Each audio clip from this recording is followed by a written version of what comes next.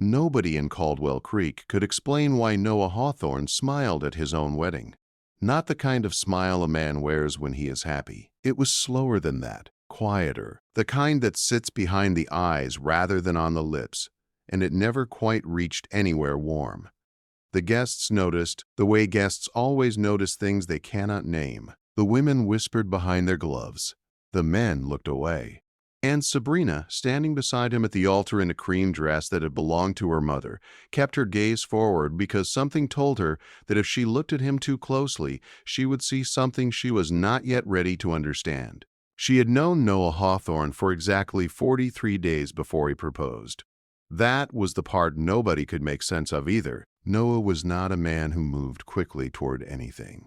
In Caldwell Creek, he was known for the opposite, a man of patience, of long silences, of decisions made so carefully they sometimes looked like indifference. He had returned to town 8 months prior, after nearly a decade away, reclaimed the crumbling Hawthorne Ranch on the East Ridge, and set about rebuilding it board by board without asking a single neighbor for help.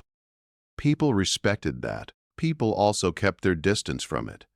What he wanted, as far as anyone could tell, was simple: the land, the quiet, and to be left alone.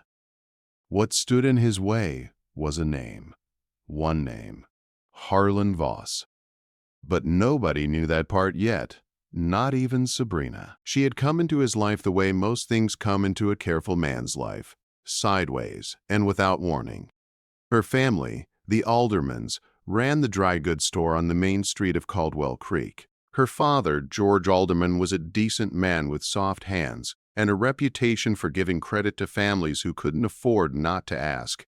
Sabrina worked beside him 6 days a week, kept the ledgers, cut the fabric, and greeted every customer by name without being told to. She was 24 years old and had never once tried to be remarkable. She simply was. Noah had walked into the store one Tuesday morning in October, needing rope and nails. She had helped him without fuss, without flattery, without asking why a man rebuilding a ranch alone needed quite so much of both. He had paid, nodded once, and left. He came back the following Tuesday, and the one after that. It was not a courtship, not in any traditional sense. He never brought flowers. He never lingered by the counter making conversation for the sake of it. But something happened in those quiet Tuesday mornings. Some slow accumulation of small things. The way she remembered that he preferred the heavier gauge wire, the way she never commented on his silences, only filled them when filling was useful, the way she laughed once, suddenly at something her father said in the back room, and the sound traveled through the store like light finding a gap in the curtain. Noah noticed. He filed it away the way he filed most things, without expression, without acknowledgement. But he noticed. On the 43rd day, he asked George Alderman if he could speak to him privately. George came out of that conversation with his eyebrows raised and his hand extended. Sabrina came out of it with a question she was still turning over weeks later as she stood at that altar. She had said yes, but she was not entirely sure why he had asked. The reception was held in the yard behind the Alderman house. Long tables, lantern light, the smell of wood smoke and dried sage. Neighbors who had watched Noah Hawthorne keep to himself for 8 months now watched him accept congratulations with a handshake and a nod, moving through the celebration like a man completing a task he had planned for a long time. Sabrina watched him from across the yard. Her cousin Delia leaned close and said, "You look like you're trying to read a letter written in a language you don't speak." "I might be," Sabrina said. Delia laughed. Sabrina did not. There was one moment late in the evening that she returned to again and again in the weeks that followed. But an older man had arrived at the edge of the yard, uninvited by the look of him, gray-haired and heavy through the shoulders, wearing a coat too fine for a casual visit. He had stood at the fence line and simply looked, not at the celebration, not at the food, not at the lights, at Noah. And Noah had seen him. The smile had vanished. Something else moved through his face, something controlled but unmistakably old, and then it was gone, replaced by the same even expression he always wore. He had turned back to his conversation as though nothing had happened. But his hand, Sabrina noticed, had closed slowly into a fist at his side. She did not know who the man was. She did not know that his name was Harlan Voss. She did not know that Harlan Voss had once signed a document that cost the Hawthorne family everything: the land, the livestock, the name, and that Noah had spent the better part of a decade building himself back into someone capable of making that matter. She did not know that her father's dry goods store shared a property boundary with the last remaining piece of land that Harlan Voss needed to complete a deal that would make him untouchable in Caldwell Creek. And she did not know, could not have known, standing there in her mother's dress, that Noah Hawthorne had married her because of all of that. Their first night as husband and wife was quiet, in the way that holds its breath. The Hawthorne ranch house was clean but spare. He had made it livable without making it warm, the way a man furnishes a place he lives in rather than one he loves. Sabrina set her small trunk near the window of the room he'd prepared and stood looking out at the dark ridgeline while he built up the fire downstairs. She had expected awkwardness. She had not expected the particular shape it took, not the nervousness of two strangers learning each other, but something more careful than that. He was courteous. He was attentive in the practical sense, making sure she had what she needed, asking once if the room was warm enough, but there was a door somewhere inside him that he had not opened, and she could feel it the way you feel a draft without being able to find the source. She unpacked slowly, listening to the sound of him moving below. Logs settling, a chair being pulled back.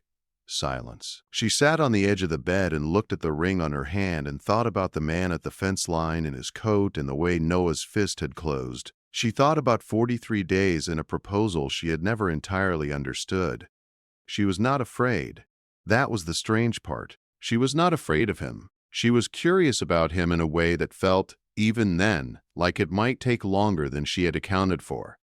She blew out the lamp and lay in the dark and listened to the quiet and thought, there is something underneath all of this, and I'm going to have to decide whether I want to find it. Downstairs, Noah Hawthorne sat alone by the fire with his jaw set and his eyes fixed on the middle distance, running through the steps of a plan he had spent years constructing.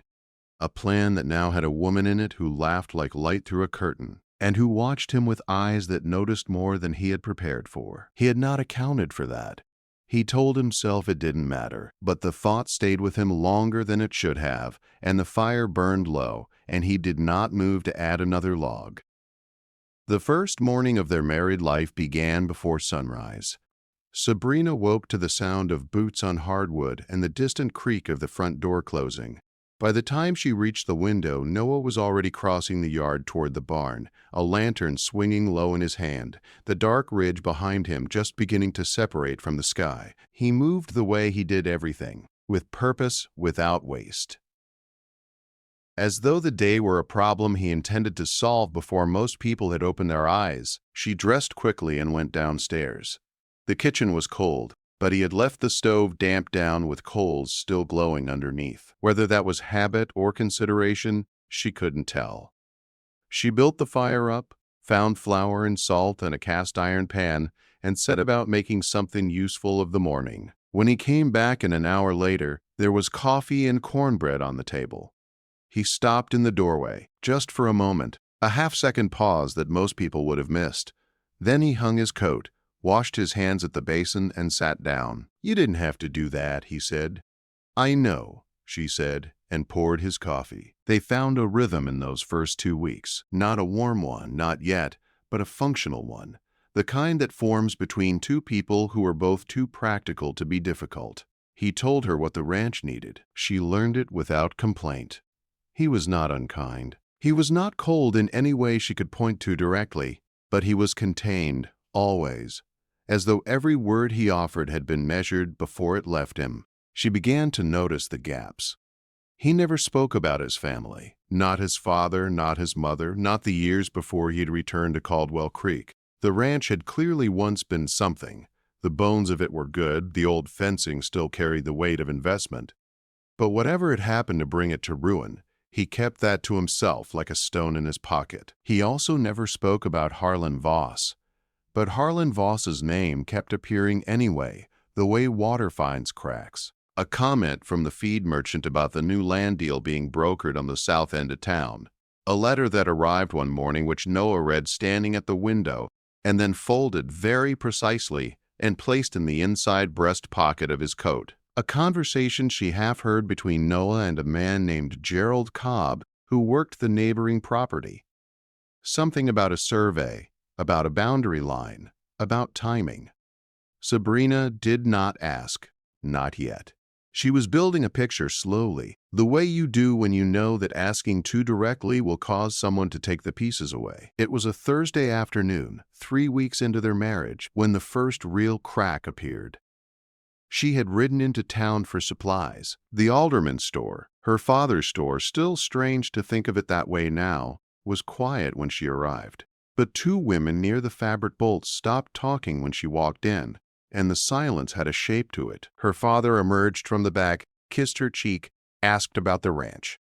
His eyes asked something more than that. "Papa," she said quietly when the other women had moved on, "what do people say about Noah? Before he came back, I mean. What do people here actually know?" George Alderman was not a man who spoke carelessly. He took his time, straightening a bolt of calico that didn't need straightening. "They say his father lost the ranch to debt," he said finally, "about 10, 11 years back. Bad loan terms. Couldn't make the payments." "Who held the loan?" He looked at her then. "Harlan Voss. Heavy. Settled. And the land I brought into the marriage," she said, "the parcel grandfather left me. Frail." Her father was quiet for a long moment. "It borders Voss's holdings on the eastern edge," he said. "Has for years. Never mattered much before." She nodded slowly. She thanked him. She bought what she came for and rode back to the ranch with the sun dropping behind the ridge and her mind working in steady, careful circles. She did not confront him that evening. She was not a woman who confronted before she understood, and she did not yet fully understand. What she had were pieces: a ruined family, a man with a grudge, a land boundary that suddenly seemed less like coincidence and more like architecture. What she didn't have was the answer to the question she was only beginning to allow herself to ask. Had he married her for the land? She watched him at supper that night. He was talking, more than usual actually, about the north fence line and what it would take to run cattle again by spring. There was something almost alive in him when he talked about the ranch. Not excitement exactly, but investment. The kind of feeling a person carries when something matters to them in a way that goes deeper than money. She listened. She responded. She cleared the plates when they were done. And when he said goodnight and went to check the animals one last time, she sat alone at the kitchen table and thought about the fact that a man could care about something deeply and still use it wrongly. The two were not mutually exclusive. She had seen that before, in smaller ways. Pride dressed up as principle, want dressed up as need. The question was, which one Noah Hawthorne was? The answer began to show itself the following Saturday. A boy came riding hard up the ranch road just after noon, young, maybe 15, from the Cobb property next door. He pulled up short in the yard and called out before he'd even fully stopped, "Mr. Hawthorne." "Mr. Cobb says come quick. He's hurt. Caught his leg in the harrow. Says he can't move it right." Noah was saddled and riding before Sabrina had fully processed the words. She saddled her own horse and followed.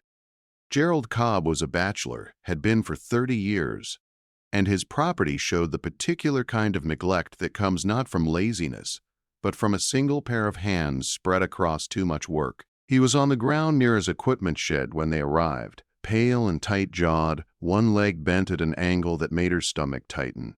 He was trying not to make noise about it, and mostly failing. Noah was off his horse and kneeling beside him before she dismounted. What happened in the next hour was quiet and methodical, and told her more about Noah Hawthorne than 3 weeks of shared meals had managed. He did not panic.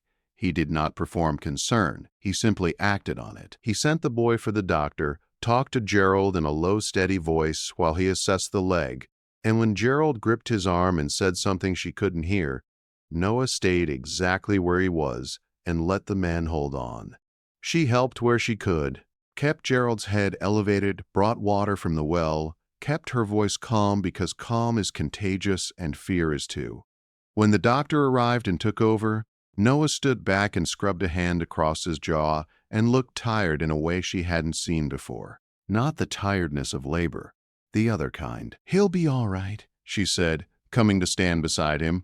"He's been on that land 40 years, Noah said, not looking at her. "On his own."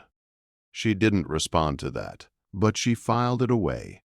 On the ride back, the sun was long and golden across the ridge, and the creek made noise in the gully below the road. They rode side by side without talking, and the silence was different from the silences she had come to know, more like a room with the window left open. He spoke first. "Your grandfather's land," he said, "the parcel on the eastern boundary." She looked at him. "I want to be honest with you about something." The words came out measured, the way all his words did. But underneath the measure there was something effortful about them, the sound of a man choosing honesty over comfort, and not entirely sure it was the right choice. "I know what you're going to say," she said quietly. He looked at her then. Something shifted in his face. Not guilt, not quite, but something adjacent to it. Something that had been sitting in him a long time and had just been asked to move. "Do you?" he said. It wasn't a question. "I think so," she said, "but I'd rather hear it from you." The horses moved slowly, the creek talked below them, and Noah Hawthorne opened his mouth to say something that, once said, could not be unsaid. And then hoofbeats came hard and fast up the road behind them, and a rider pulled alongside, breathless, holding out a folded paper sealed with a mark she didn't recognize. Noah took it. "Read it." His face went completely still. He folded it again, looked out at the ridge for a long moment, then looked at her, really looked at her, in a way he had not allowed himself to before. "We need to go home," he said. "Noah, please," he said. Just that, and in the single word there was enough weight to stop her. She turned her horse and followed him, the paper in his coat, and the unfinished sentence hanging in the cooling air between them, and the feeling that whatever was coming next had just moved considerably closer. The letter was from Harlan Voss. Sabrina didn't know that immediately. She learned it the way she had learned most things about Noah, sideways and in pieces. He didn't speak on the ride home. He didn't speak while he unsaddled the horses or while he washed up at the basin. He moved through the house with that particular stillness of his, the kind that wasn't peace but concentration. A man holding something together by force of will alone. She set water on to boil and waited. He came and sat at the kitchen table and placed the letter flat on the wood between them. "Read it," he said. Harlan Voss was calling in a boundary claim, an old survey, predating her grandfather's deed by 2 years, he alleged. Placed a portion of her inherited parcel inside territory Voss maintained had never been legally transferred. He was filing with the county recorder within 30 days. The letter was written in the smooth, unhurried language of a man who had done this before and expected to do it again. She set it down. "Is the claim valid?" she asked. "No," Noah said. "But it doesn't have to be valid to cost us everything fighting it." She noticed he said, "us." She didn't remark on it, but she noticed. "Tell me about your father," she said. It was not the question he expected. She could see that in the way his eyes moved. A brief recalibration, like a man who had prepared for one kind of conversation and found himself in another. He was quiet long enough that she thought he might not answer.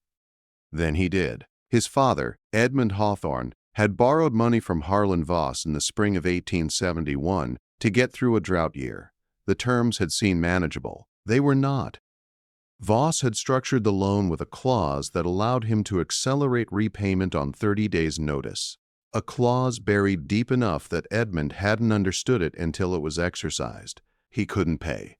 The ranch went to Voss. Edmund Hawthorne was dead within 2 years, not from anything dramatic, but from the slow collapse of a man who had lost the thing that organized his life.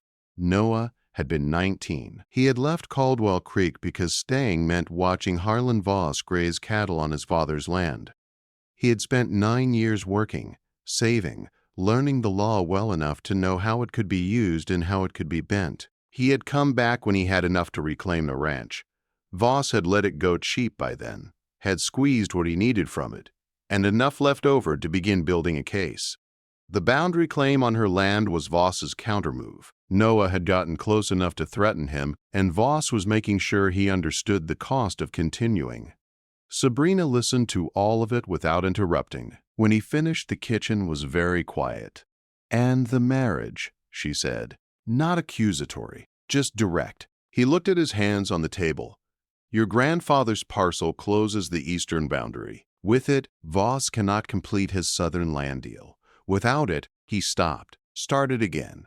"I told myself it was a practical arrangement, that you'd have the security of the ranch and I'd have the boundary line." "Did you tell yourself that on the first Tuesday?" she asked. "Or the 43rd day?" He looked up at her. She held his gaze and waited. "It changed," he said finally. The two words came out rough, like something pulled from a long way down. "I didn't plan for it to, but it changed." She did not forgive him that night. Forgiveness was not something Sabrina Hawthorne offered quickly, because she understood that quick forgiveness was often just the desire to stop feeling uncomfortable dressed up as grace. She told him she needed time to think. He nodded, asked no more of her than that, and went to sleep in the chair by the downstairs fire, the way he had the first nights of their marriage. But she lay awake and thought honestly, the way she had always thought, without flattering herself. He had used her, that was true. But he had also, somewhere in the 43 days and the 3 weeks since, begun to mean what he'd started out only performing. She had watched him with Gerald Cobb. She had watched him with the boy who brought the message, the way he'd pressed a coin into the kid's hand without making a moment of it. She had watched him, night after night, treat her with a carefulness that had no audience. A man running a scheme doesn't keep being careful when there's no one watching. She thought about her grandfather's land and what it meant. She thought about Edmund Hawthorne and a buried loan clause and a boy of 19 leaving a town with nothing but a direction and a reason. She thought about Harlan Voss standing at the fence line on her wedding night with his fine coat and his proprietary gaze. By the time the sky began to lighten, she knew what she wanted to do. She came downstairs to find Noah awake. The letter on the table again, a pencil in his hand and notes on a piece of paper beside it. He looked up. His eyes carried the particular rawness of a man who hadn't slept. "I'm not leaving," she said, "and I'm not standing behind you on this. I'm standing beside you, but you will not keep things from me again. Not about the ranch, not about Voss, not about anything that concerns both of us. If this marriage is real, and I am deciding right now that it is, then it is real in both directions." He set the pencil down. "Agreed," he said. "No hesitation." "Good," she said, and pulled out the chair across from him and sat down. "Now show me what you have." What followed was not a simple victory. Simple victories belong to stories that don't respect their audience. What followed was 3 months of careful, unglamorous work. Correspondence with a land attorney in the county seat, the retrieval of original survey documents from a records office 2 towns over, sworn statements from 2 men who had worked the boundary line 30 years prior and remembered exactly where the markers had been placed. Sabrina handled the ledgers and the correspondence. She had a head for detail that Noah, for all his strategic thinking, lacked patience for. She caught an error in Voss's filed documents, a transposition in the parcel numbers that undermined the entire claim, and brought it to the attorney with the kind of quiet certainty that made the man sit back in his chair and look at her with new respect. The claim collapsed before it reached a hearing.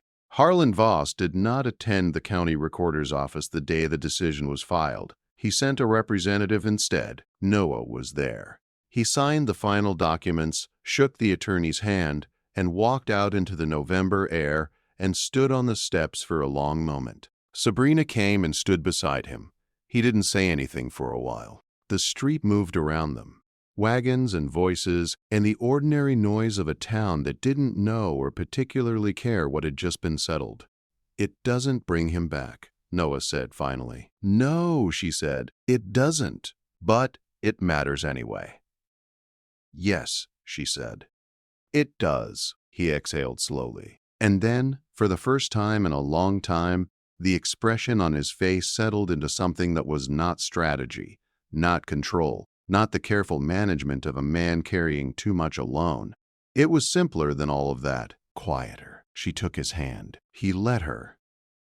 They walked back through town together, and somewhere between the recorder's office and the edge of the main street, the distance that had lived between them since the wedding night finished closing. Not dramatically, not all at once. The way distance is actually close, step by step with the ground solid underneath.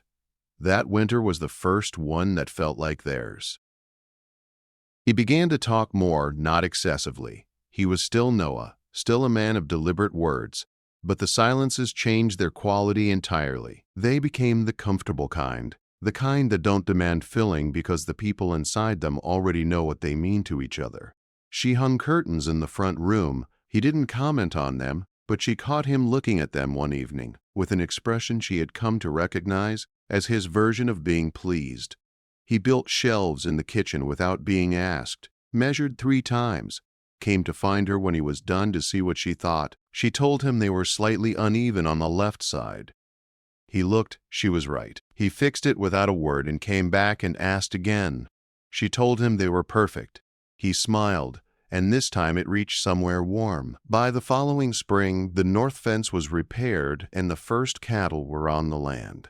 Gerald Cobb, recovered and walking with a slight hitch he claimed not to notice, came over one April morning to help with the branding and stayed for supper and told stories about Edmund Hawthorne that made Noah go still and careful around the eyes in a way that Sabrina recognized now as grief being allowed rather than controlled. She refilled Gerald's coffee and let the stories come. Later, after Gerald had gone and the dishes were done, Noah found her on the porch watching the dark ridge. He came and stood beside her and after a while put his arm around her, unhurried and certain, and she leaned into him the way you lean into something you have decided to trust completely. He would have liked you, Noah said, meaning his father. Tell me more about him, she said. So he did. Their first child came in the winter of the following year, a boy, born on a bitter January night with the wind coming hard off the ridge, and Gerald Cobb pacing the yard below because Noah had asked him to be there and didn't know how else to say he needed someone close. They named him Edmund. Noah held him for the first time with the particular terror of a man who has spent his whole life being careful and has just been handed something that care alone cannot protect. He looked at Sabrina over the baby's head and she looked back at him, and something passed between them that had no name and didn't need one. Dark-haired, loud, certain of herself from the first moment. A combination, Gerald said, of the best parts of both of them. They named her Ruth. Edmund grew up knowing how to fix fence line before he knew how to read, taught by a father who believed that understanding what holds things together was the most important education a person could have. Ruth grew up knowing her own mind, encouraged by a mother who had learned, the hard way and the worthwhile way, that clarity about yourself is not a luxury but a necessity. The Hawthorne Ranch became over the years the kind of place that people in Caldwell Creek described without being asked, not because it was the grandest or the wealthiest, but because of the particular quality of what happened inside it. The sense, when you visited, of a household that had been built honestly, out of materials that had first been tested by something real. Harlan Voss left Caldwell Creek 3 years after the boundary claim failed. Nobody marked the occasion. Life in the town continued exactly as it had, which was the most complete kind of justice available. Noah never said his father's name became the ending of the story. He said it became the beginning of one, the one that started the morning. A woman put cornbread on a cold kitchen table without being asked and didn't make anything of it. Sabrina, for her part, said the beginning was earlier than that. She said it was a Tuesday morning in October when a man came in for rope and nails and didn't say a single unnecessary thing, and somehow, in the silence, said everything that mattered. Neither of them was entirely right, but that was fine. They had the rest of their lives to keep discussing it, and they intended to use every year of it. Somewhere in the world right now, you just finished this story, and I'd genuinely love to know where. Whether you're watching from a quiet town, a busy city, or somewhere out in the countryside, drop your location in the comments. This story has traveled further than I ever imagined, and every place it reaches means something. Also, if there's anything you'd like to see done differently, a pacing change, a different kind of ending, more dialogue, anything at all, tell me in the comments. Your suggestions genuinely shape what comes next, and I read every single one. If slow burn Western stories are your kind of thing, there are more waiting for you right here.